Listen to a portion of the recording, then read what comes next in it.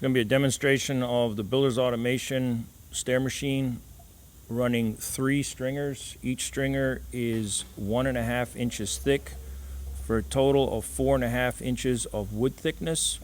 Again, this is going to be on an open stringer. We're also going to be cutting the landing cuts. I have the landing cuts set up where it's going to be cutting for a 1-inch thick tread. This can obviously be modified as needed. I'm just going to be doing a small stringer or small staircase at 3 steps.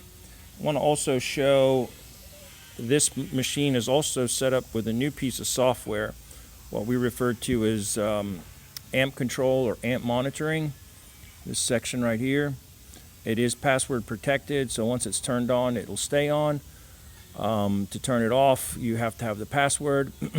What this does is this monitors the load on the motors, and it will proactively modify the feed rate. So currently I have the feed rate set to 100%.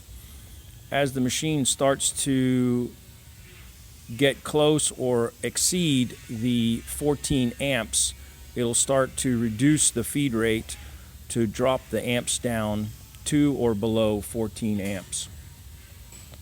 So we're going to go ahead and run this unit for you.